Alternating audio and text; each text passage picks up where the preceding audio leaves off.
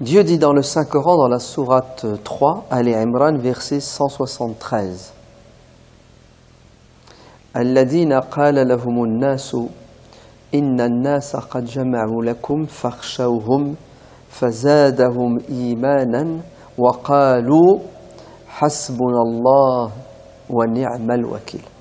Sadaqallahu al-azim. Que veut dire ce verset du Coran? Ce verset du Coran fait allusion à un événement. Qu'est-ce qui s'est passé en l'année 3 de l'Hégire? Les Mécois, ennemis de l'islam, des musulmans, ont décidé de lever une armée pour attaquer la ville de Médine et en découdre une fois pour toutes avec cette communauté musulmane qui les dérange. Non pas parce que la communauté musulmane les a agressés, mais uniquement parce que la communauté musulmane ne veut pas se soumettre au système qui était dominant à l'époque, celui des Qurayshites. Les musulmans voulaient avoir leur liberté, liberté de croire, liberté de vivre selon leurs croyances, selon leur culture. Et voilà qu'une armée de 3000 hommes se dirige vers la ville de Médine. Le prophète sallallahu alayhi wa sallam est mis au courant par ses espions qui sont un peu partout dans les différentes tribus. Et là, le prophète réunit son quartier général. Et il annonce, il dit aux musulmans, ils arrivent. Et ils sont enragés. Ils ne sont pas venus pour faire la paix, ils ne sont pas venus pour discuter. On fait quoi? Il va y avoir un débat, chacun va donner son opinion et son avis. Et vous avez remarqué qu'il est prophète, il reçoit la révélation, oui ou non? Et il demande conseil à qui? À des êtres humains comme vous et moi. Ce qui veut dire que la dictature est interdite. Celui qui dirige ne doit pas décider seul, mais il doit tenir compte des avis de ses conseils. Oui, celui qui dirige ne dirige pas seul. C'est cette histoire, un homme tout-puissant qui a des pouvoirs surhumains, qui sait tout, ça n'existe pas. C'est un prophète et il demande conseil à qui? Aux musulmans. On fait quoi? Ashiru alay, dites-moi. Oui. Et vous savez ce que vont décider la majorité des musulmans? C'est d'aller à la rencontre de cette armée pour l'arrêter. Bien que le prophète avait un avis différent. L'avis du prophète, c'était de rester à Médine, de se barricader dans la ville, de les laisser entrer dans la ville et de faire une guérilla. Pourquoi? Parce qu'ils sont trop nombreux, on n'a pas assez d'hommes pour les affronter à terrain découvert. Mais, écoutez bien, quand le prophète a demandé conseil, il s'est dégagé un avis majoritaire qui veut aller à la rencontre de ces gens-là parce qu'ils étaient sûrs de quoi? De gagner. Surtout ceux qui n'ont pas pu participer un an auparavant à la fameuse bataille de Badr. Les musulmans étaient sûrs d'eux-mêmes, ils avaient confiance en eux-mêmes. Le prophète donne ses arguments, d'autres musulmans vont dans le sens du prophète, mais la majorité ne va pas dans le sens du prophète. Vous voyez bien que le prophète respecte l'avis de la majorité. Vous voyez bien que le prophète demande au peuple de s'exprimer.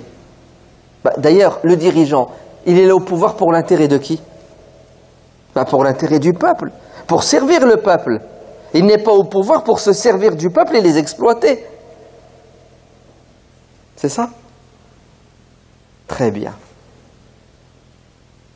Le prophète sallallahu alayhi wa sallam sort avec ses compagnons et ils sont 1000 à peu près. 1000! Voilà, c'est tout ce que le prophète a pu réunir comme soldats. Et alors qu'il va vers l'ennemi, les hypocrites présents dans l'armée musulmane vont commencer leur travail de sabotage. Vous avez compris? Les hypocrites sont à l'intérieur de la communauté avec comme intention, projet de saboter la communauté. Toi, tu veux construire et eux, détruire. Toi, tu veux faire avancer les choses et eux, les faire reculer. C'est ça le propre d'un hypocrite. Parce qu'il ne cherche pas l'intérêt général. Il n'en a rien à cirer. Il est là pour son intérêt particulier ou pour l'intérêt d'autrui. Ben, vous savez ce qui va se passer?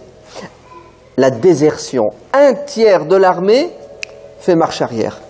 Allez, il part avec 1000 hommes, 300 personnes et quelques se retirent et abandonnent le prophète avec une poignée de soldats.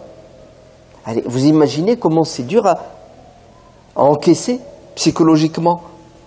Déjà l'ennemi, ils sont 3000, nous on est 1000, donc 1 contre 3, et voilà que nos frères, bah oui, ils sont musulmans en apparence, qu'est-ce qu'ils font? Ils abandonnent. Le pire, c'est pas ça. C'est qu'ils auraient pu très bien ne pas partir. Ils auraient pu rester chez eux. Mais l'hypocrite, il est tellement vicieux qu'ils ont fait exprès de partir et d'accompagner l'armée et de déserter pour créer le trouble. C'est-à-dire pour que psychologiquement, ceux qui restent soient détruits. C'est pire, hein? Vous entendez? Et malgré cela, le prophète sallallahu alayhi wa sallam continue parce qu'il n'a pas le choix. Vous entendez? Là, on part avec quoi? On part avec un handicap. Déjà, on avait un handicap au niveau du nombre, et maintenant, on a un deuxième handicap, c'est que le nombre a diminué. Mais tu n'as pas le choix. Si tu ne vas pas au combat, l'ennemi arrive et... Bref. La bataille va avoir lieu.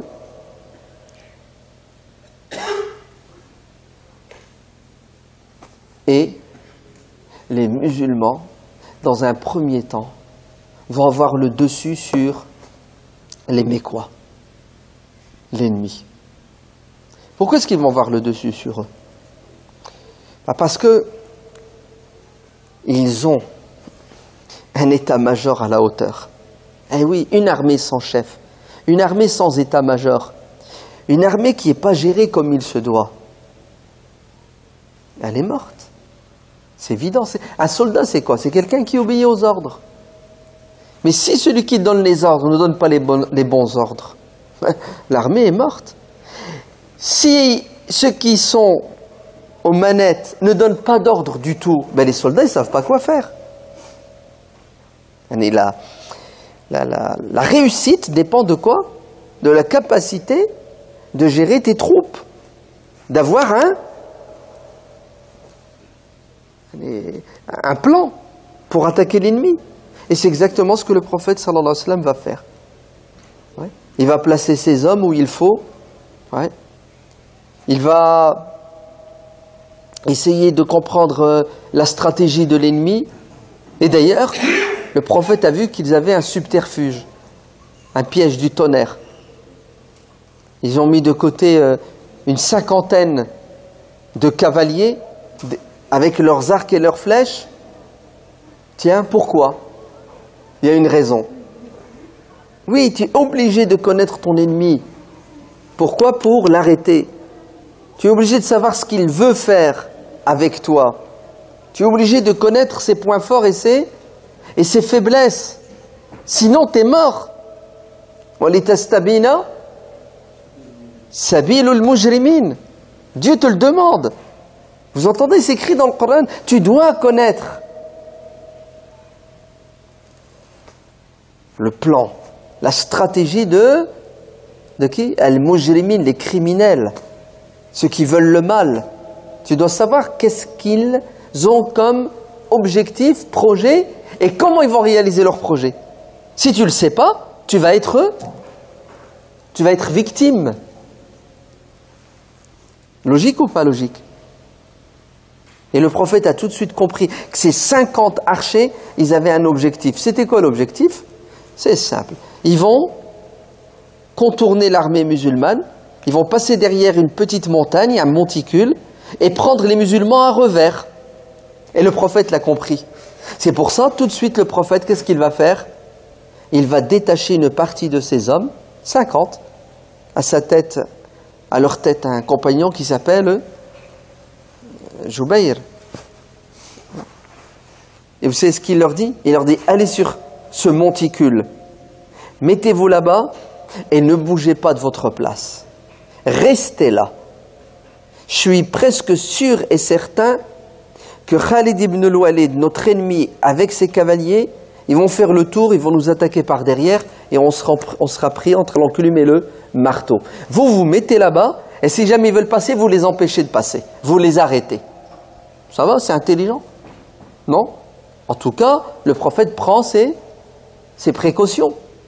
Il est obligé. Il a besoin de ces hommes. Vous savez, les 50 qu'ils vont envoyer là-haut, il en a besoin. Mais le prophète voit loin.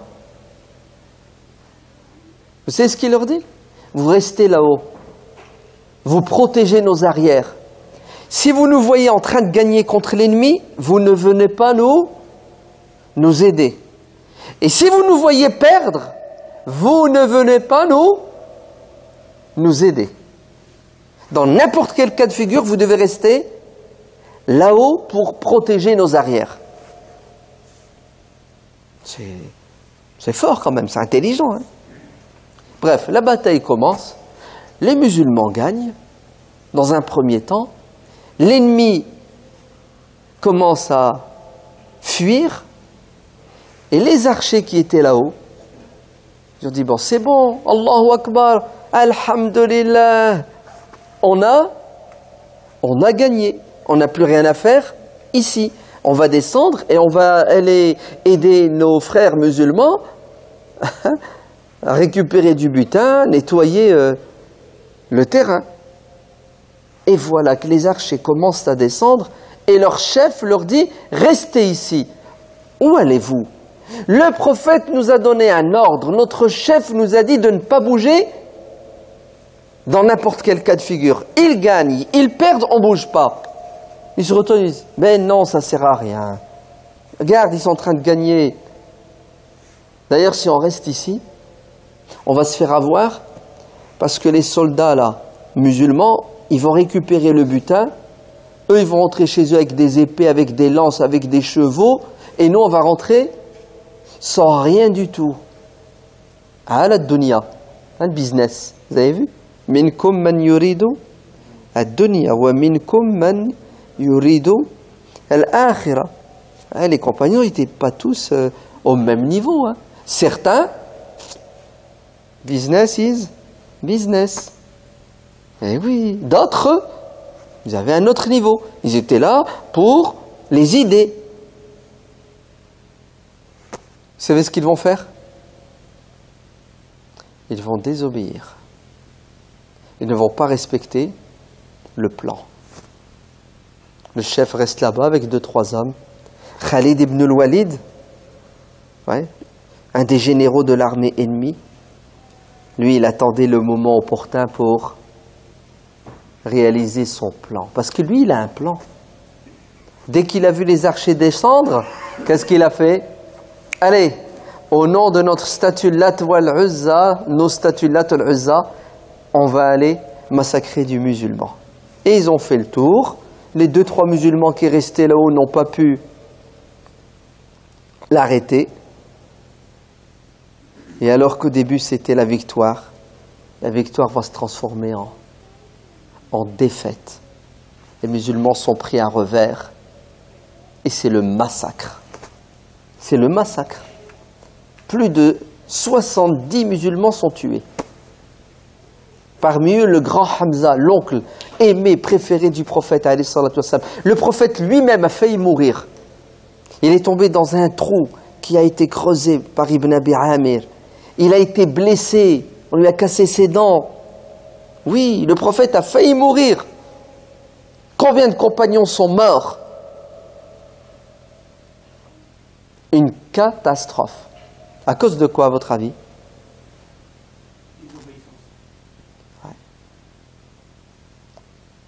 À cause du fait qu'on n'a pas respecté. le plan, la stratégie. On n'a pas écouté les ordres du responsable. On a fait ce qu'on voulait, ce qui nous plaît. On est devenu égoïste. On voulait du butin. Ouais. Et c'est ce qui arrivera si les musulmans ne sont pas organisés, s'ils n'ont pas une stratégie. Ça va être défaite et après défaite et après défaite. Bref, c'est un massacre. Le prophète sallallahu alayhi wa sallam est sauvé in extremis. Ouais. Il se réfugie là-haut dans les montagnes avec ce qu'il reste comme compagnon. L'ennemi est content, heureux. Eh oui. Tiens, au passage, vous là les musulmans, qui dites que vous êtes forts, vous êtes puissants, Allah est avec vous. Hein? Dieu est puissant, le prophète est puissant, il est... Tiens, c'est un verset ça. Walillahi al-izzatu walirrasuli walil mu'minin. Donc Dieu est tout puissant, le prophète est puissant et les croyants sont quoi? Sont forts. Et là ils sont quoi maintenant là? Qu'est-ce qui vient de leur arriver? Celui qui est fort, il perd ou il gagne? Celui qui est fort, celui qui est puissant, il perd ou il gagne? Ben oui, attends, t'es fort, donc tu gagnes. Et là, qu'est-ce qui leur est arrivé? Ils ont perdu. Oui ou non? Pourquoi est-ce qu'ils ont perdu? Parce qu'ils n'ont pas respecté. Ben, tout simplement. C'est pas parce que tu es fort que tu ne perds pas. Si tu es fort et tu ne fais pas ce qu'il faut faire, mais c'est normal que tu perdes. Allez, tu es balèze en maths, c'est ça? Tu es fort en maths, tu as toujours des 18 sur 20. Ouais. Tu vas à l'examen, tu révises pas, tu n'apprends pas. Mais même si tu es fort, ben, tu vas te retrouver avec des exercices que tu connais pas, que tu n'as jamais fait, mais tu vas pas l'avoir ton bac, ton examen. C'est pas parce que je suis fort que je vais toujours réussir. Il faut que je sois fort et il faut que je fasse les choses comme il se doit. Bah, encore heureux, non? La force n'est pas éternelle. Bref, c'est la défaite. On est d'accord? Abu Sufyan, le chef de l'armée ennemie et ses hommes, décide de quoi? Décide de remonter d'aller vers le sud, c'est-à-dire la Mecque. Ils s'en vont, c'est bon.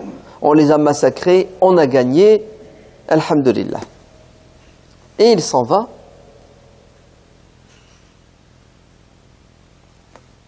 Les musulmans pensent leurs blessures, ils enterrent leurs morts. Le coup, il est dur hein, quand même, non? D'ailleurs, ils se posent des questions. Quelles questions se posent les musulmans? Awalamma asabatkum musibatun. On est des croyants. Allah est fort, il est avec nous.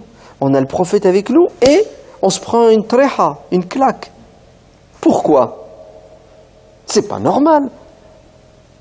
Prophète, tu nous as dit que si on était de bons musulmans, on n'aurait pas de problème. Mais t'as pas vu là ce qu'on vient de... Il se pose la question, pourquoi est-ce qu'on a perdu? Réponse divine. Qul huwa min indi anfusikum.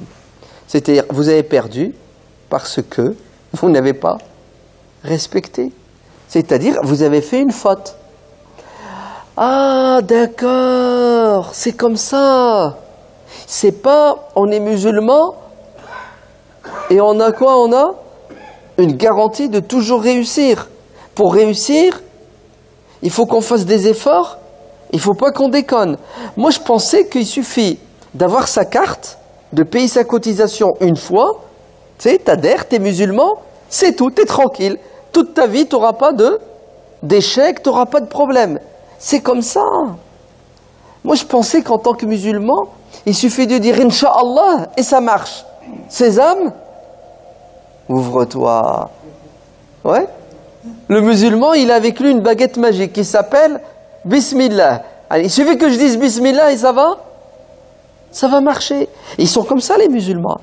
Je te le jure, le mec il monte dans sa voiture, il n'y a pas d'assurance. Je lui dis, qui tu vas où? T'as pas d'assurance? Il dit non, j'aurai pas de problème. Je dis, pourquoi? J'ai récité Ayatul Kursi. C'est la meilleure des assurances. J'ai dit, quoi? J'ai dit Bismillah. Tu sais, quand il a mis le contact, il a dit Bismillah. Attends, tu vas où mon frère là? Tes pneus sont lisses, c'est 90 € et c'est dangereux. Là, Inch'Allah, j'aurai pas de problème. Oh, en ce moment les flics, ils ont faim. Faut remplir les caisses. Tu te fais arrêter, t'es mort. Et ils ont raison. Il dit, Inch'Allah. C'est ce que ça veut dire, Inch'Allah. Ça veut dire, t'inquiète, je sais que je déconne, je fais pas les choses dans les règles. Walakin, comme je suis musulman, je crois en Allah. Allah, il va intervenir. Tu sais, il va... Quand je vais passer devant les flics, ils vont devenir aveugles. Ouais. Quand les flics ils vont m'arrêter, ils vont me demander mes papiers, je vais leur donner le Coran, ils vont me dire « Ah, masha'Allah, t'es un musulman, je te mets pas de PV. » Les musulmans sont comme ça. Ils croient, ils pensent que parce que ils ont une relation avec Dieu, la croyance, la prière, et ils sont tout permis, ils ont tous les droits. Surtout un droit, vous savez lequel? C'est de ne pas faire d'efforts. Parce que il y a quelqu'un pour faire des efforts à leur place. Qui va faire des efforts à leur place? Inch'Allah. Ouais. Je vais faire des du'as, Allah il va m'aider. Mes problèmes sont réglés. Attends, et j'ai Allah avec moi. Allah il est tout puissant. Ajib. Une drôle de aqida, non, vous ne trouvez pas qu'on a une croyance qui est bizarre? Ça me fait rappeler, c'était un étudiant. Je crois que, oh, punaise, j'oublie. Ibrahim ibn Adham, il était étudiant chez son maître. Et il avait de l'argent pour faire ses études, puis à un moment donné, plus rien. Tu sais, la caisse, tu la vides, tu ne remets pas dedans. Et il a dit à son maître, stop, Bishr al-Hafi, je crois. Il lui a dit, stop. Je vais arrêter, je vais aller travailler pendant 2 mois, 6 mois. Je me refais une bourse et je reviens pour étudier. Il lui a dit, Hassan, c'est bien. Allez, va travailler et tu reviendras. Il s'en va. Et un jour, il s'arrête sur son voyage, lors de son voyage, pour se reposer sous un arbre. Et qu'est-ce qu'il voit? Il voit un oiseau, ouais, qui ramène à manger, ouais, et qui donne à manger à qui? À un autre oiseau. Il observe, puis à un moment donné, qu'est-ce qu'il voit? Il voit que l'oiseau qui est dans le nid n'a rien à voir avec l'oiseau qui lui ramène à manger. C'est pas la même famille. Imagine-toi, un aigle qui ramène à manger un moineau. C'est ajib, c'est pas normal ça. Qu'est-ce qu'il fait? Il monte dans l'arbre. Et qu'est-ce qu'il découvre? Il découvre que l'oiseau qui attend la nourriture, le bec ouvert, est un oiseau aveugle. Et que l'autre, qui n'est ni son père, ni sa mère, ni son cousin, le ramène à manger. Et là, Ibrahim ibn Adham, c'est ce qu'il dit. Il dit Allahu Akbar. Wa ma min dabbatin fil ardi illa ala Allahi rizquha. C'est-à-dire, Allah, il a créé les créatures et il a prévu leur nourriture. Et Dieu donnera à manger à tout le monde. Et vous savez ce qu'il s'est dit? Celui qui a utilisé cet oiseau pour donner à manger à cet oiseau qui est aveugle est capable de me nourrir, moi qui suis étudiant, j'étudie le Coran. Pourquoi je vais me prendre la tête à bosser comme un malade? Ouais. Alors que je recherche la science. Il a fait demi-tour, il est reparti à l'école. Quand son maître l'a vu, il a dit, déjà, t'as joué au tiercé, t'as trouvé 500 € par terre. C'est ce qu'il lui a dit. Il lui a dit, j'ai pas bossé. Il lui a dit, et l'argent pour manger, pour travailler. Et il lui a raconté l'histoire Il lui a dit, j'ai vu ça, j'ai vu ça, j'ai vu ça. Inna Allah yarzuqu man yasha'u bighayri hisab. Allah, il est capable de me donner à manger d'une manière impensable et incroyable. Celui qui a donné à manger à cet oiseau me donnera à manger. Il me donnera 2 fois plus à manger. Ouais, puisque l'oiseau, il n'étudie pas le Coran. Là, je suis pris. Hein? J'ai du piston, des privilèges. Vous savez qu'est-ce que lui a dit son maître? Il lui a pas dit Masha'Allah. Oh, un étudiant extraordinaire. Oh, il a la foi. Il a le tawakkul ala Allah. C'est ça? La confiance en Dieu. Hada, il va devenir un saint. Non, c'est déjà un saint, Hada. Ouais, vous avez vu? C'est ce qu'il lui a dit. Il lui a dit Subhanallah. Pourquoi tu as accepté de devenir l'oiseau assis qui attend la bouffe et non pas l'oiseau qui ramène la bouffe? Pourquoi tu as accepté d'être dans la peau de celui qui a la main tendue et non pas la peau de celui qui tend la main pour donner? Il n'y a que tous les deux sont utilisés par Dieu. Oui ou non? Il n'y a que tous les deux. Tous les deux, c'est Allah qui les utilise. Il utilise Hada pour donner à manger et l'autre, il est là pour attirer l'autre. Je ne comprends pas pourquoi les musulmans recherchent toujours la facilité et ne veulent pas assumer leurs obligations sous prétexte qu'ils ont la foi et que Dieu est capable de tout. Vous vous trompez. Il y a des lois. Sunnatullah. Des lois. Si tu ne les respectes pas, tu vas avoir un PV. Tu sais quoi le PV? C'est la défaite. Ah, mais les Sahaba, ils ont perdu. Et pourtant, ils avaient la foi, oui ou non? Ils avaient plus que la foi, les compagnons. Vous savez qu'est-ce qu'ils avaient? Ils avaient le prophète au milieu. Alors, ils ont perdu, ils n'ont pas perdu? Ils se sont pris une claque, oui ou non? Pourquoi ils se sont pris une claque? Parce qu'ils n'ont pas fait les choses comme il se doit.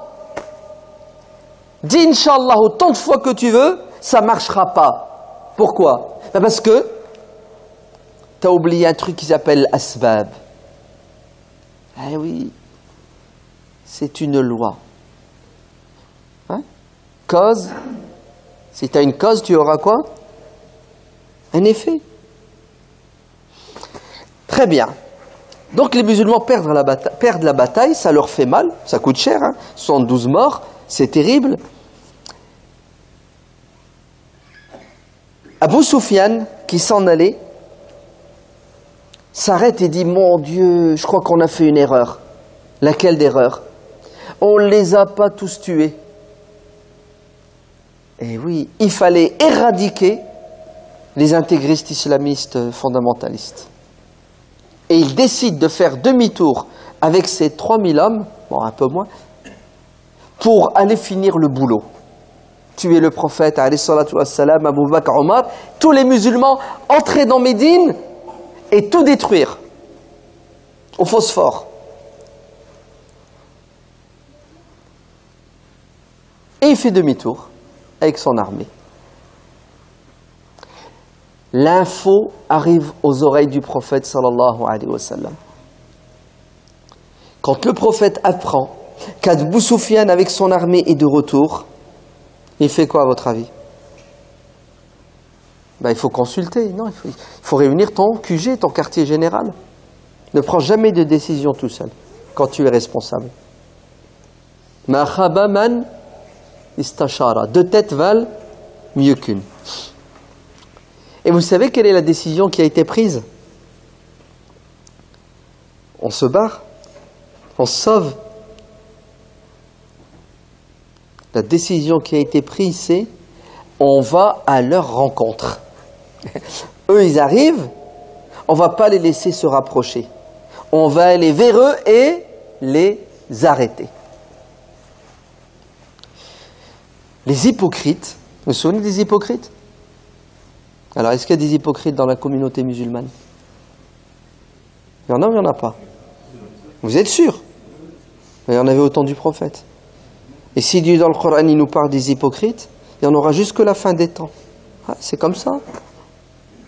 Les hypocrites, vous savez ce qu'ils disent? Ils disent, mais vous êtes fous. vous allez aller les combattre. Vous devriez flipper, avoir peur et vous sauver. Alladhina qala lahumun nasu inna an-nasa qad jama'u lakum fakhshawhum. Il y a quelqu'un qui est venu leur dire, Abu Sufyan et ses hommes reviennent à l'attaque. Sauvez-vous. Moi, à votre place, j'aurais peur. Barrez-vous. Vous savez qu'est-ce qu'ont dit les compagnons? Ils ont dit non. On n'a pas peur. On ne va pas fuir. Nous allons assumer. Si on ne se bat pas, on va se faire éliminer. On va aller à leur rencontre. Et c'est ce que le prophète sallallahu alayhi wa sallam va ordonner. Il dit que tous ceux qui ont participé à la bataille de Uhud m'accompagnent tout de suite, c'est un ordre, pour aller à la rencontre d'Abu Sufyan. Ceux qui n'ont pas participé à la bataille, je ne veux pas d'eux. Oh, les hypocrites là, vous n'allez pas me la refaire une deuxième fois, hein. Venir nous accompagner et... Ça va, vous vous souvenez? Hein, vous sauvez, foutre... Non, non, non. Ceux qui ont participé, ceux qui se sont pris une claque, vous avez compris? Ceux qui sont blessés dans leur chair, ceux qui sont blessés, qui ont souffert, venez avec moi. Malgré la défaite, les compagnons, ouvrez bien vos oreilles. Reste debout. Parce que la pire des défaites, c'est la défaite psychologique à l'intérieur. Ce n'est pas la défaite militaire. Une bataille, tu peux la perdre pour mille et une raisons. Mais la guerre, tu ne dois pas la perdre. Car celui qui tombe doit se remettre debout. Et ils y vont. Mais attendez. Attendez. Une fois que le prophète leur a dit « Bismillah, on y va », il ne faut pas avoir peur. On ne va pas les laisser venir nous dégommer. Vous savez qu'est-ce qu'ils ont dit, les sahaba? Oui, prophète, on ne va pas se laisser faire, on va y aller. Hasbunallah wa ni'mal wakil. Vous savez ce que ça veut dire? C'est-à-dire on a confiance en Dieu. On a compris que si on a perdu la bataille, c'est parce qu'on a fait une faute. On ne va pas la recommencer. Même s'ils sont 4 fois plus nombreux que nous, on est blessé physiquement, psychologiquement à cause de la mort de nos frères. On va assumer jusqu'au bout. Et on a confiance en Dieu. Maintenant, on va marcher droit. On ne va pas nous tromper. On ne va pas faire d'erreur. Et Allah nous accompagnera. Et on est sûr de gagner. Hasbunallah wa ni'mal wakil. Parce que Dieu est tout puissant. Le prophète est fort et les croyants sont forts. Et ils sont partis. Abu Sufyan, quand il apprend que le prophète arrive avec ses soldats, à votre avis, il a fait quoi? Il a fait quoi? Non, il s'est sauvé, il s'est barré. Tu sais pourquoi il s'est sauvé? Il a dit, Ado, c'est des fous. Après ce qu'on leur a fait, ils ont encore la force et le courage de venir nous affronter. Allez, ils ont marché. Ouais, ils ont fait des kilomètres. Normalement, ils devraient être abattus. Il vaut mieux qu'on s'en aille, sinon ils vont nous massacrer. C'est bon, vous avez compris l'histoire? Elle s'appelle l'expédition de Hamra'u al-Asad. C'est clair ou c'est pas clair? Très bien. L'imam Abu Daoud, dans son livre Les Sunan, rapporte un hadith après Aouf ibn Malik. Le hadith, c'est ça. Il y a un musulman qui a demandé de l'argent à son frère. Il lui dit, s'il te plaît, tu ne peux pas me prêter 1000 euros? Il a dit, ouais, Ma'alish, pas de problème. Prêter de l'argent à quelqu'un, c'est bien. Et il lui prête les 1000 euros. Tu me les rends quand? Dans un mois. Le mois passé, il lui dit, oh, mes 1000 euros. Il lui dit, hack tes 1000 euros, tiens. il lui rend ses 1000 euros. Jusque-là, tout va bien. Écoutez l'arnaque maintenant. Celui qui a prêté les 1000 euros porte plainte. Contre qui? Contre son frère qui lui a rendu l'argent. Et il l'accuse de ne pas avoir rendu l'argent. Et il se retrouve au tribunal. Et c'est qui le juge?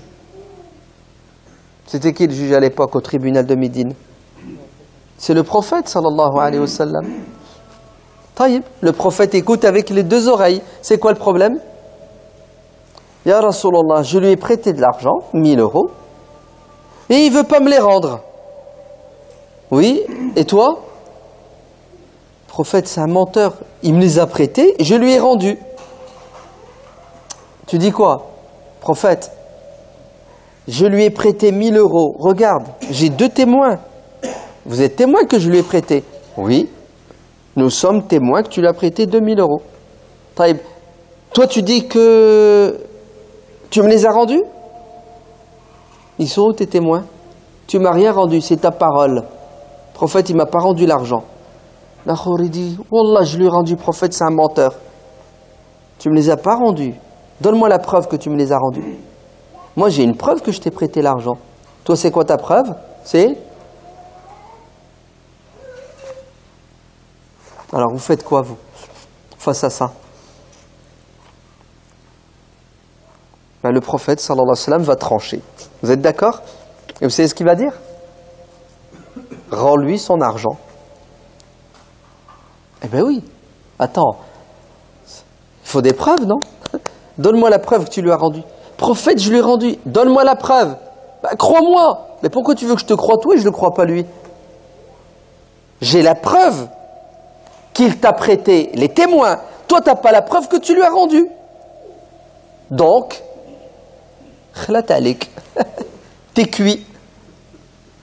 Vrai ou faux? Et le prophète, sallallahu alayhi wa sallam, c'est un être humain. Tu peux lui mentir, tu peux l'arnaquer, le prophète. Oui. Le prophète, sallallahu alayhi wa sallam, a dit dans le hadith sahih, il a dit, craignez Dieu. Vous savez, les deux là qui se disputent. Attention, hein.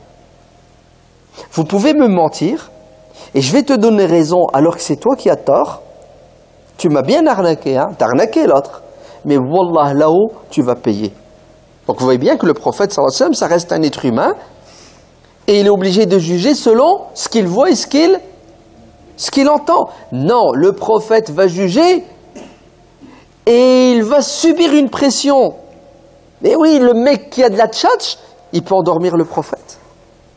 Ouais. Bref, le prophète, il va donner raison à qui, à votre avis? À celui qui a la preuve qu'il a prêté. Celui qui n'a pas la preuve, le prêteur, doit assumer. C'est juste ou c'est pas juste? C'est juste. Vous savez qu'est-ce que dit celui qui a prêté? Mskin. Il a rendu 1000 euros, il doit redonner 1000 euros. T'as la haine ou t'as pas la haine? T'as la haine. Tu sais ce qu'il fait? Il se retourne et il dit Hasbi Allah wa ni'mal wakil. C'est bon? C'est ce que ça dit, Hasbi Allah wa ni'mal wakil. Ça veut dire j'ai la haine, le mec il m'a arnaqué, je peux rien faire. Eh ben, j'ai confiance en la justice de Dieu là-haut, et Dieu est avec moi, et un jour ou l'autre j'aurai gain de cause. C'est ça que ça veut dire Hasbi Allah wa ni'mal wakil. J'ai confiance en Dieu. C'est bon, tu m'as arnaqué. Rira bien qui rira le dernier. Alors, c'est juste ou c'est pas juste ce qu'il vient de dire? Ouais. T'as tout fait et à la fin, que veux-tu qu'il fasse de plus? Il se suicide. Il peut pas. Ça n'arrivera même pas le problème. D'ailleurs, tu aurais fait la même chose, toi? Non, franchement, tu subis une hugra. Ouais. Tu subis une injustice, tu dis quoi? Tu dis Hasbi Allah wa ni'mal wakil. Ouais, tu peux rien faire. Tu t'en remets à Dieu pour que Dieu... Logique ou pas logique? Très bien. Ben, vous allez voir, la logique du prophète sallallahu alayhi wa sallam. Vous êtes prêts? Quand il se retourne et il dit Hasbi Allah wa ni'mal wakil, le prophète lui dit hop, hop, hop, viens ici toi, viens ici. Ne dis pas Hasbi Allah wa ni'mal wakil. Mais oui. Pourquoi? Parce que tu as tout faux. Tu t'es planté. Inna Allah. Regardez ce que le prophète va lui dire. Écoutez bien. Il le rappelle à l'ordre. Il lui dit hop, arrête. Tu vois la formule que tu viens de dire là? Elle a été mal utilisée. Écoute ce que je vais te dire maintenant. Tu sais, Allah, il n'aime pas les fainéants, les incapables.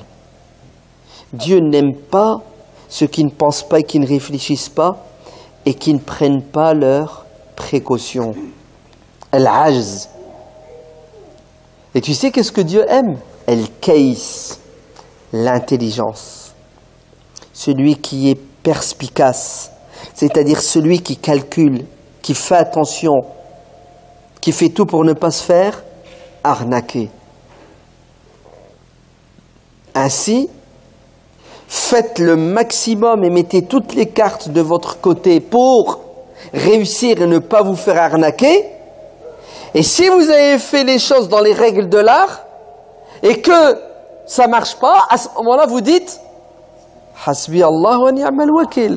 Mais le mec qui t'a prêté de l'argent, il a pris 2 témoins, tu lui as rendu, tu n'as pas pris de témoins.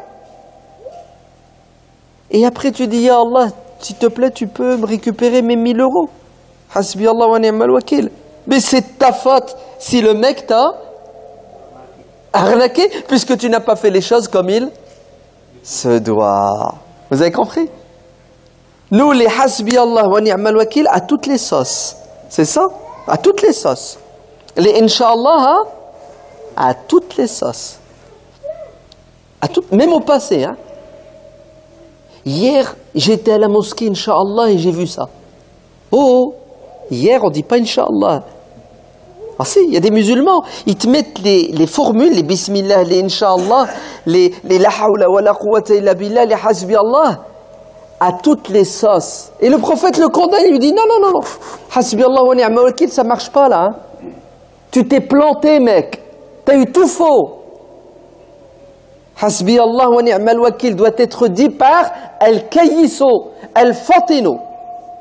Celui qui est intelligent, éveillé, celui qui se projette dans l'avenir, celui qui fait un plan, celui qui calcule, celui qui fait tout pour réussir.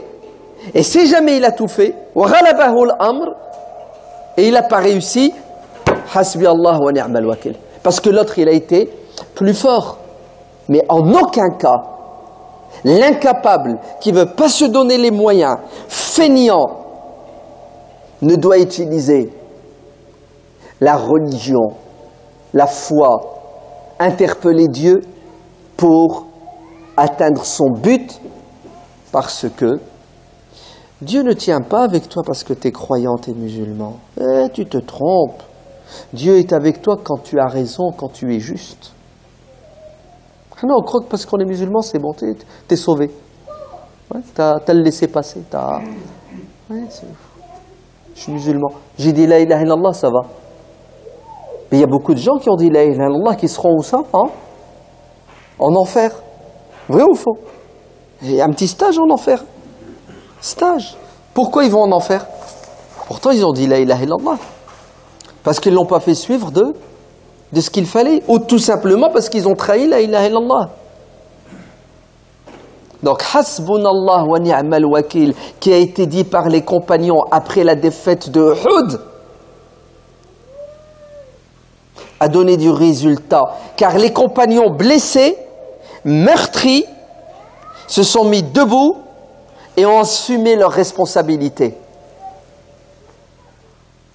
Le Hasbi Allah wa ni'mal wakil qui a été dit par le mec qui s'est fait arnaquer les 1000 euros a été condamné par le prophète parce qu'il a été dit par quelqu'un qui n'a pas fait les choses comme il se doit. Clair ou pas clair? C'est clair? Très bien.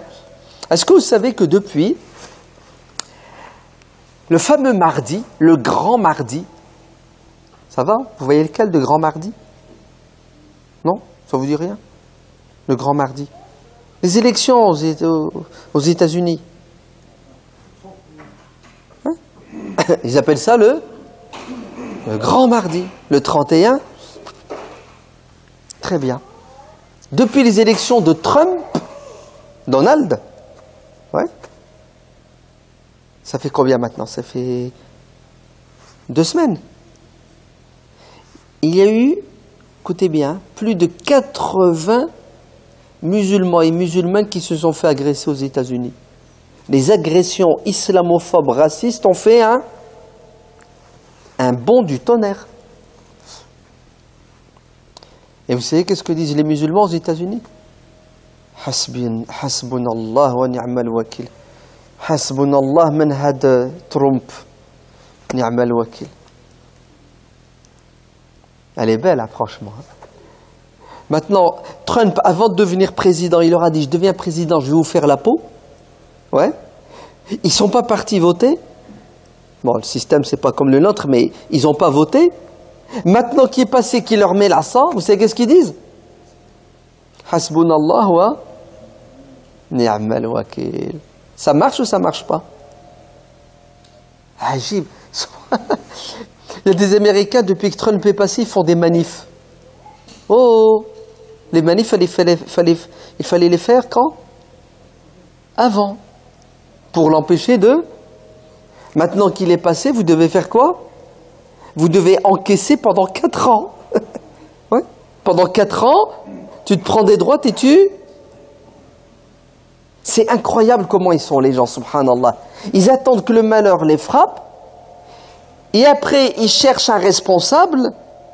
C'est ça? C'est jamais eux, c'est de la faute à qui? À tout le monde, sauf eux. Qul huwa min indi anfusikum. Et après, ils se décident de bouger ou de parler. Alors les Américains, ils font des manifs, et les musulmans, ils disent Hasbunallah wa ni'mal wakil. Alors, elle est belle ou elle n'est pas belle? Dites-moi, c'est pas de l'égarement manifeste, ça? C'est pas de la bêtise par excellence?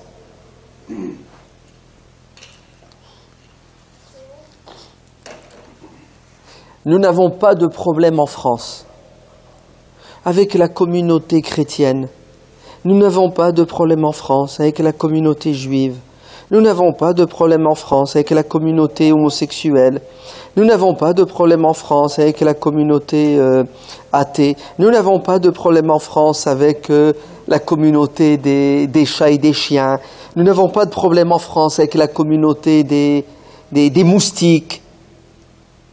Mais en France, nous avons un problème. Vous savez avec qui? Avec la communauté des musulmans. On a un problème avec vous en France. Vous vous rendez compte?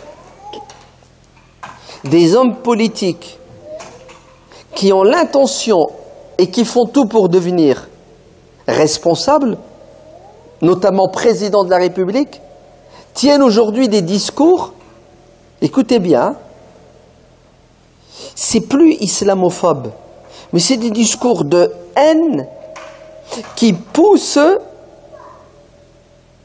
les gens à avoir peur, à détester. C'est incroyable. On a un problème en France avec qui? Avec un livre, le Coran. Et depuis quand un livre cause problème? Ça, c'était au Moyen-Âge, au temps de l'Inquisition. On avait peur des livres, on les sortait, on les brûlait. Mais un livre, t'as peur d'un livre? Bon, sauf si le livre, à l'intérieur, il y a une bombe et qui va exploser à ton visage. Mais un livre, quand tu vois un livre, t'as peur? Très. Un livre, il te plaît, tu le lis, il te plaît pas, tu le lis pas. Non, regardez qu'on a un problème en France avec un livre, le Coran. Le Coran, il te plaît pas. Bsahtek, c'est pas mon problème. D'ailleurs, le Coran n'a pas été envoyé pour te plaire. Le Coran est repoussant, rebutant pour certaines personnes. Et ça n'a pas empêché Dieu de le descendre et de l'envoyer. Parce que le Coran n'est pas venu pour s'imposer.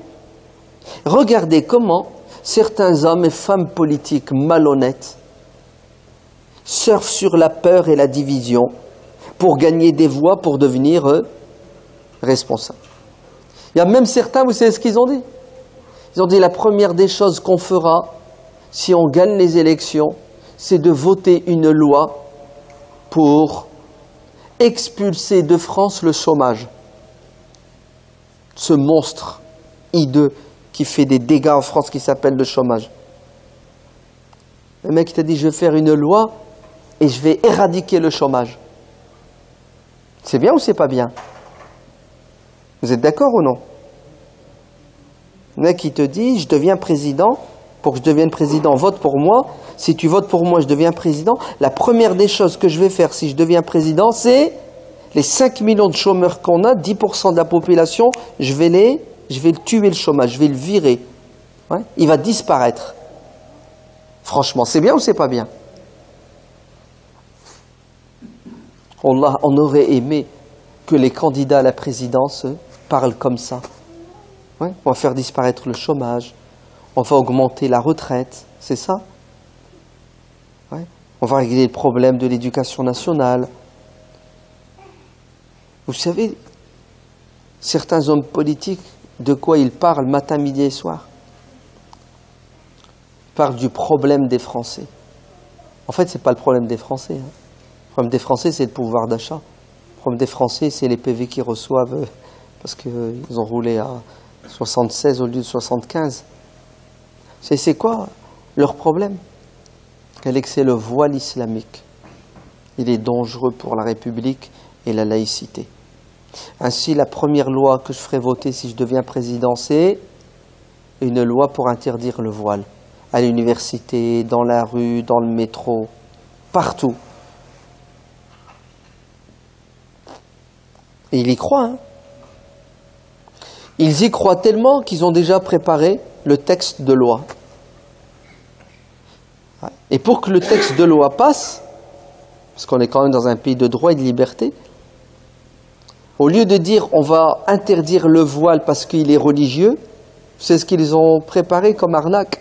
Nous allons interdire le voile parce qu'il rabaisse la femme. Et nous, comme on veut libérer la femme musulmane mskina qui est sous la domination de son père, de son mari, de sa religion, nous allons quoi? Nous allons interdire le voile et vous verrez que tout ira bien en France. Hasbunallah wa quoi? Wa ni'mal wakil. Inch'Allah, elle ne passera pas la loi. Pourquoi tu rigoles, toi, là-bas? T'as compris? Il a tout compris. Alhamdulillah, c'est bon, j'arrête ici. Et il a tout compris. Ça va, vous avez compris? Oui. Wallah al-adim. Et c'est ça. Vous savez, beaucoup de musulmans, ils vont attendre que la loi soit votée et ils vont dire quoi le lendemain? Hasbunallah wa ni'mal wakil et khayr, incha'Allah. Espèce de rigolo. Déjà, c'est du char, ok? Puisque ta femme skena ou ta sœur, elle ne peut plus s'habiller comme elle veut à cause, d'accord? Et tu n'as rien fait pour empêcher la loi d'être votée. C'est ce que je vais te dire, c'est bien fait pour toi. Oui, c'est ça qu'il faut dire. C'est bien fait pour... C'est de notre faute, oui ou non?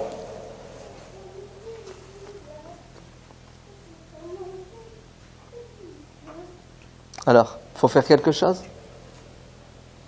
C'est tout simple. C'est tout simple. Demain, il y a des élections. Vous avez 7 candidats. Vous choisissez le meilleur. Si vous n'êtes pas d'accord avec la loi qui va interdire le foulard, vous regardez lequel des candidats, lesquels sont pour cette loi, et vous faites tout pour qu'ils ne passent pas pour que la loi ne passe pas. Logique ou pas logique? Et qui dit non? Qui dit c'est pas logique ce que tu dis? Vous avez le droit de le dire, hein? N'ayez pas peur, hein? On est en France. C'est la liberté d'expression.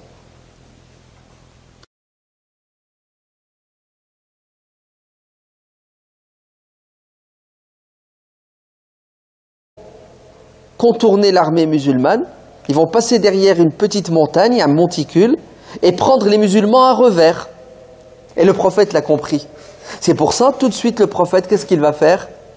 Il va détacher une partie de ses hommes, 50, à leur tête, un compagnon qui s'appelle Jubayr. Et vous savez ce qu'il leur dit? Il leur dit, allez sur ce monticule, mettez-vous là-bas et ne bougez pas de votre place. Restez là. Je suis presque sûr et certain que Khalid ibn al-Walid, notre ennemi, avec ses cavaliers, ils vont faire le tour, ils vont nous attaquer par derrière et on sera pris entre l'enclume et le marteau. Vous vous mettez là-bas et si jamais ils veulent passer, vous les empêchez de passer. Vous les arrêtez. Ça va? C'est intelligent? Non? En tout cas, le prophète prend ses précautions. Il est obligé. Il a besoin de ces hommes. Vous savez, les 50 qu'ils vont envoyer là-haut, il en a besoin. Mais le prophète voit loin. Vous savez ce qu'il leur dit? Vous restez là-haut. Vous protégez nos arrières. Si vous nous voyez en train de gagner contre l'ennemi, vous ne venez pas nous aider. Et si vous nous voyez perdre, vous ne venez pas nous aider. Dans n'importe quel cas de figure, vous devez rester là-haut pour protéger nos arrières. C'est fort quand même, c'est intelligent. Hein? Bref, la bataille commence, les musulmans gagnent, dans un premier temps, l'ennemi commence à fuir, et les archers qui étaient là-haut, ils ont dit, bon, c'est bon, Allahu Akbar, Alhamdulillah, on a gagné, on n'a plus rien à faire ici. On va descendre et on va aller aider nos frères musulmans à récupérer du butin, nettoyer le terrain. Et voilà que les archers commencent à descendre et leur chef leur dit « Restez ici ». Où allez-vous? Le prophète nous a donné un ordre, notre chef nous a dit de ne pas bouger dans n'importe quel cas de figure. Ils gagnent, ils perdent, on ne bouge pas. Ils se retournent et disent « Mais non, ça ne sert à rien. Regarde, ils sont en train de gagner. D'ailleurs, si on reste ici, on va se faire avoir parce que les soldats là, musulmans, ils vont récupérer le butin. Eux, ils vont rentrer chez eux avec des épées, avec des lances, avec des chevaux. Et nous, on va rentrer sans rien du tout. Ah, la dunya, le business. Vous avez vu? Minkum man yuridu ad-dunya wa minkum man yuridu al-akhirah. Les compagnons n'étaient pas tous au même niveau. Hein. Certains, business is business. Et oui, d'autres, ils avaient un autre niveau. Ils étaient là pour les idées. Vous savez ce qu'ils vont faire? Ils vont désobéir. Ils ne vont pas respecter le plan. Le chef reste là-bas avec 2-3 hommes. Khalid ibn al-Walid, ouais, un des généraux de l'armée ennemie, lui, il attendait le moment opportun pour réaliser son plan. Parce que lui, il a un plan. Dès qu'il a vu les archers descendre, qu'est-ce qu'il a fait? Allez, au nom de notre statue Lat wal Uzza, nos statues Lat wal Uzza, on va aller massacrer du musulman. Et ils ont fait le tour. Les 2-3 musulmans qui restaient là-haut n'ont pas pu l'arrêter. Et alors qu'au début c'était la victoire va se transformer en défaite. Les musulmans sont pris à revers et c'est le massacre. C'est le massacre. Plus de 70 musulmans sont tués. Parmi eux, le grand Hamza, l'oncle aimé, préféré du prophète, le prophète lui-même a failli mourir. Il est tombé dans un trou qui a été creusé par Ibn Abi Amir. Il a été blessé, on lui a cassé ses dents. Oui, le prophète a failli mourir. Combien de compagnons sont morts? Une catastrophe. À cause de quoi, à votre avis?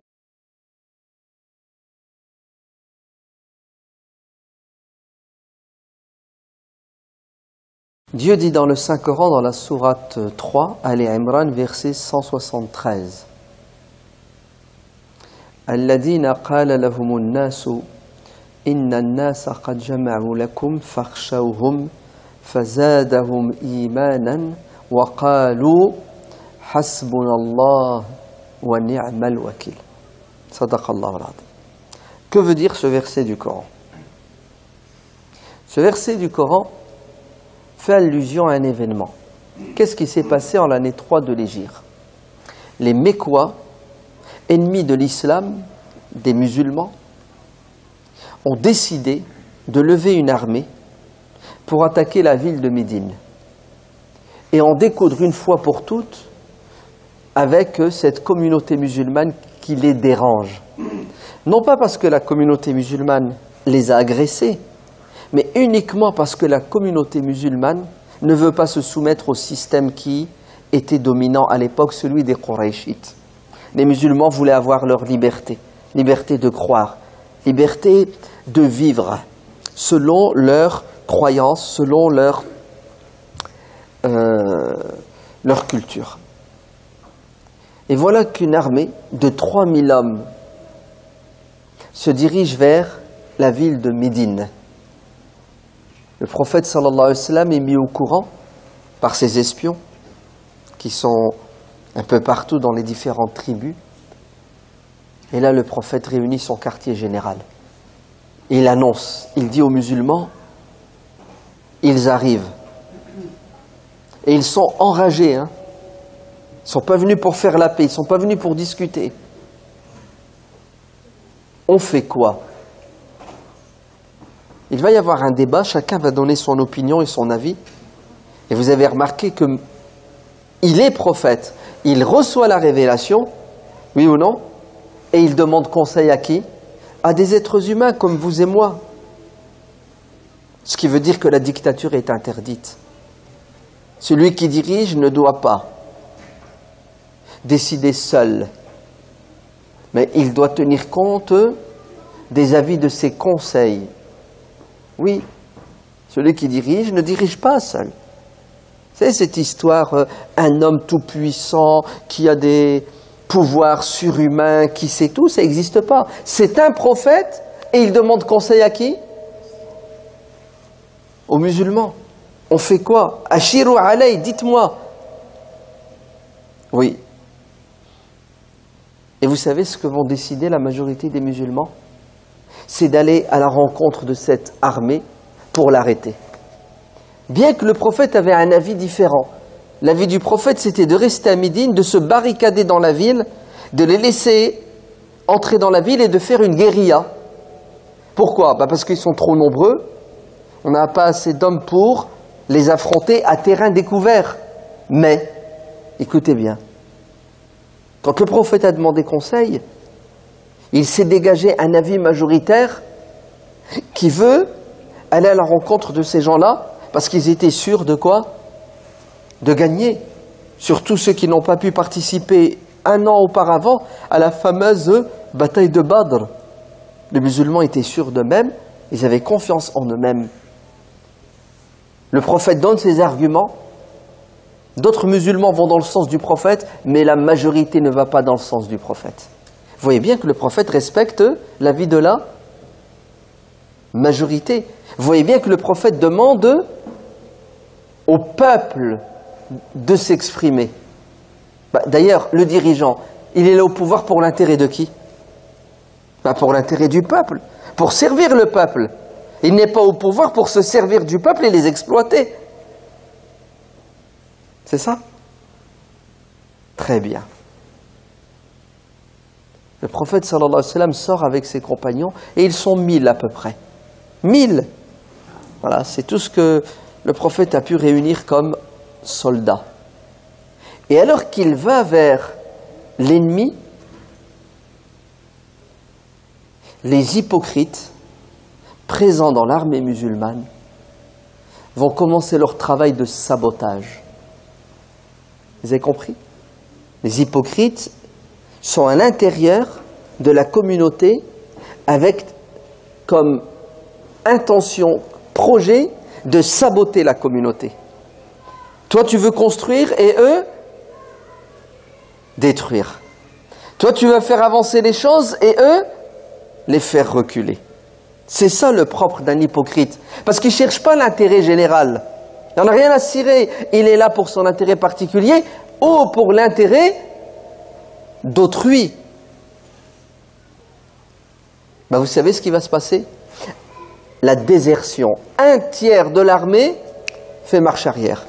Allez, il part avec 1000 hommes, 300 personnes et quelques se retirent et abandonnent le prophète avec une poignée de soldats.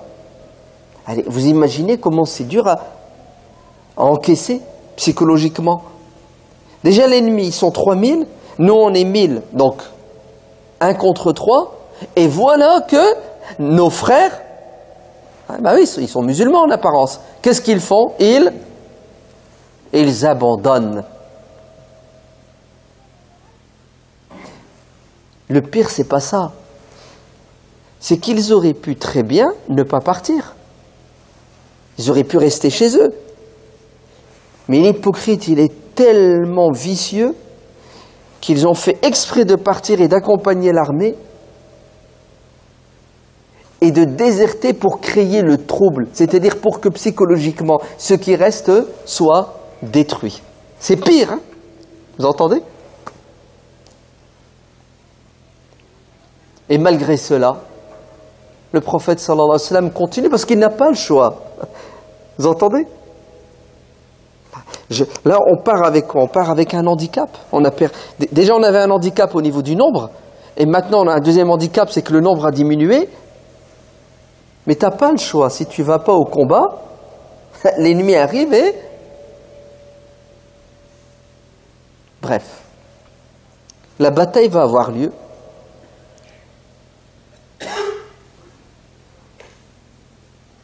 Et les musulmans, dans un premier temps, vont avoir le dessus sur les Mécois, l'ennemi.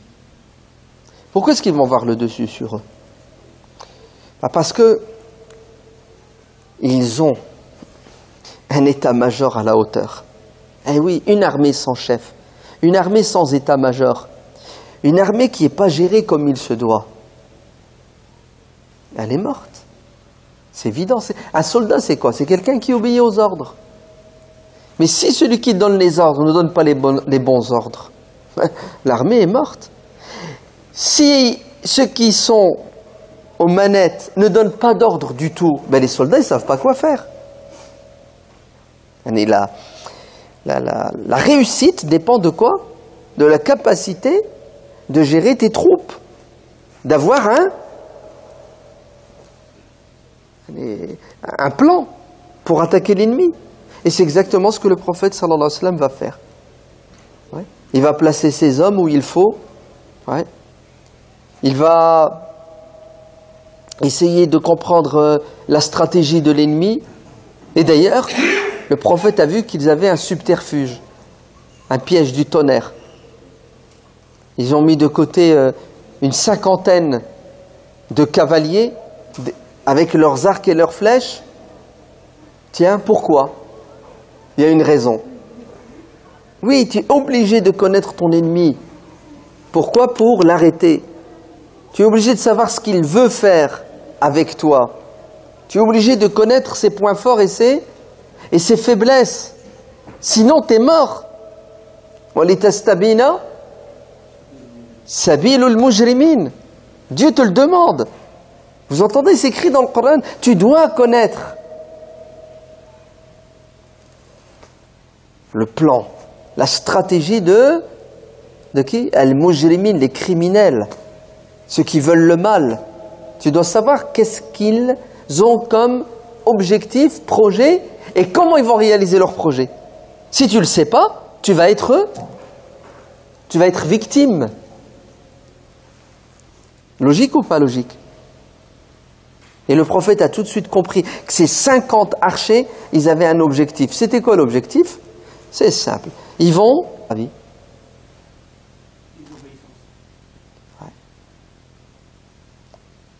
À cause du fait qu'on n'a pas respecté le plan, la stratégie. On n'a pas écouté les ordres du responsable. On a fait ce qu'on voulait, ce qui nous plaît. On est devenu égoïste. On voulait du butin. Ouais. Et c'est ce qui arrivera si les musulmans ne sont pas organisés, s'ils n'ont pas une stratégie. Ça va être défaite et après défaite et après défaite. Bref, c'est un massacre. Le prophète sallallahu alayhi wa sallam est sauvé in extremis. Ouais. Il se réfugie là-haut dans les montagnes avec ce qu'il reste comme compagnon. L'ennemi est content, heureux. Eh oui. Tiens, au passage, vous là les musulmans, qui dites que vous êtes forts, vous êtes puissants, Allah est avec vous. Hein? Dieu est puissant, le prophète est puissant, et les... Tiens, c'est un verset ça. Walillahi al-izzatu walirrasuli walil mu'minin. Donc Dieu est tout puissant, le prophète est puissant, et les croyants sont quoi? Sont forts. Et là, ils sont quoi maintenant là? Qu'est-ce qui vient de leur arriver? Celui qui est fort, il perd ou il gagne? Celui qui est fort, celui qui est puissant, il perd ou il gagne? Ben oui, attends, t'es fort, donc tu gagnes. Et là, qu'est-ce qui leur est arrivé? Ils ont perdu. Oui ou non? Pourquoi est-ce qu'ils ont perdu?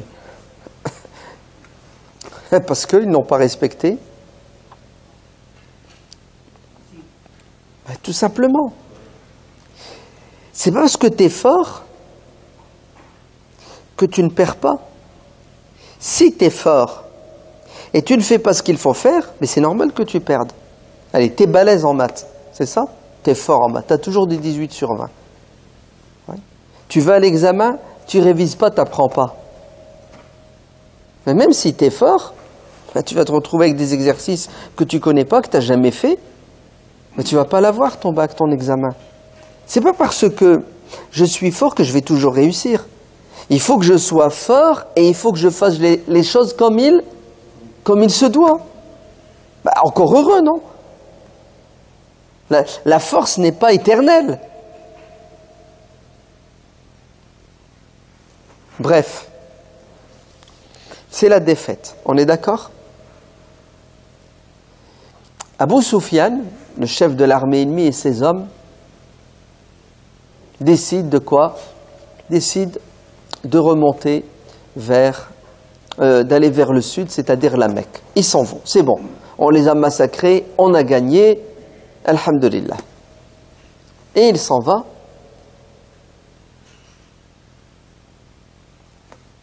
Les musulmans pansent leurs blessures, ils enterrent leurs morts. Le coup, il est dur hein, quand même, non? D'ailleurs, ils se posent des questions. Quelles questions se posent les musulmans? Awalamma asabatkum musibatun. On est des croyants. Allah est fort, il est avec nous. On a le prophète avec nous et on se prend une tréha, une claque. Pourquoi? C'est pas normal. Prophète, tu nous as dit que si on était de bons musulmans, on n'aurait pas de problème. Mais t'as pas vu là ce qu'on vient de...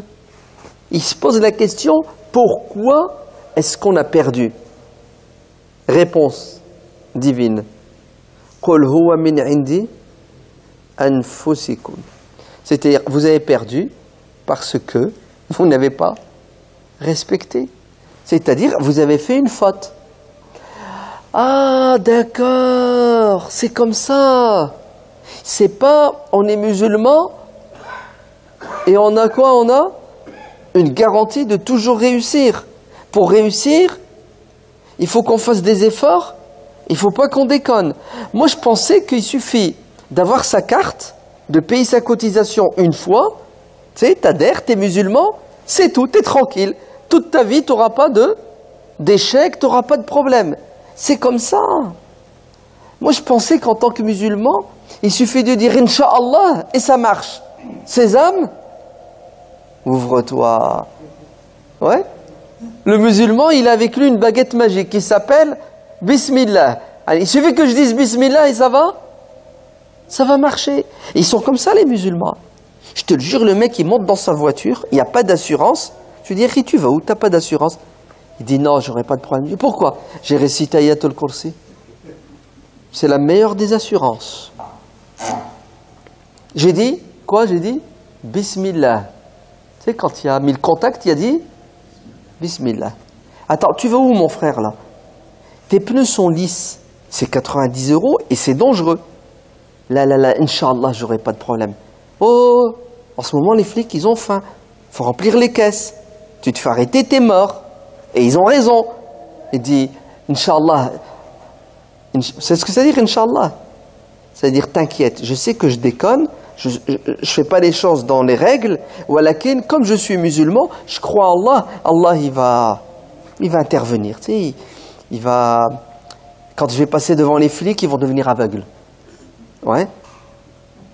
Quand les flics ils vont m'arrêter, ils vont me demander mes papiers, je vais leur donner le Coran, ils vont me dire, ah, masha'Allah, t'es un musulman, je te mets pas de PV. Les musulmans sont comme ça. Ils croient, ils pensent que parce que ils ont une relation avec Dieu, la croyance, la prière, et ils sont tout permis, ils ont tous les droits. Surtout un droit, vous savez lequel? C'est de ne pas faire d'efforts. Parce que il y a quelqu'un pour faire des efforts à leur place. Qui va faire des efforts à leur place? Inch'Allah. Ouais. Je vais faire des du'a, Allah il va m'aider. Mes problèmes sont réglés. Attends, j'ai Allah avec moi. Allah il est tout puissant. Ajib. Une drôle de aqida, non, vous ne trouvez pas? Qu'on a une croyance qui est bizarre. Ça me fait rappeler, c'était un étudiant. Je crois que, oh, punaise, j'ai oublié. Ibrahim ibn Adham, il était étudiant chez son maître. Et il avait de l'argent pour faire ses études, puis à un moment donné, plus rien. Tu sais, la caisse, tu la vides, tu ne remets pas dedans. Et il a dit à son maître, stop, Bishr al-Hafi, je crois. Il lui a dit, stop. Je vais arrêter, je vais aller travailler pendant 2 mois, 6 mois. Je me refais une bourse et je reviens pour étudier. Il lui a dit, Hassan, c'est bien. Allez, va travailler et tu reviendras. Il s'en va. Et un jour, il s'arrête sur son voyage, lors de son voyage, pour se reposer sous un arbre. Et qu'est-ce qu'il voit? Il voit un oiseau, ouais, qui ramène à manger, ouais, et qui donne à manger à qui? À un autre oiseau. Il observe, puis à un moment donné, qu'est-ce qu'il voit? Il voit que l'oiseau qui est dans le nid n'a rien à voir avec l'oiseau qui lui ramène à manger. C'est pas la même famille. Imagine-toi, un aigle qui ramène à manger un moineau. C'est ajib. C'est pas normal ça. Qu'est-ce qu'il fait? Il monte dans l'arbre. Et qu'est-ce qu'il découvre? Il découvre que l'oiseau qui attend la nourriture, le bec ouvert, est un oiseau aveugle. Et que l'autre, qui n'est ni son père, ni sa mère, ni son cousin, le ramène à manger. Et là, Ibrahim ibn Adham, c'est ce qu'il dit. Il dit Allahu Akbar. Wa ma min dabbatin fil ardi illa ala Allahi rizquha. C'est-à-dire, Allah, il a créé les créatures et il a prévu leur nourriture. Et Dieu donnera à manger à tout le monde. Et vous savez ce qu'il s'est dit? Celui qui a utilisé cet oiseau pour donner à manger à cet oiseau qui est aveugle est capable de nourrir, moi qui suis étudiant, j'étudie le Coran. Pourquoi je vais me prendre la tête à bosser comme un malade? Ouais. Alors que je recherche la science, il a fait demi-tour, il est reparti à l'école.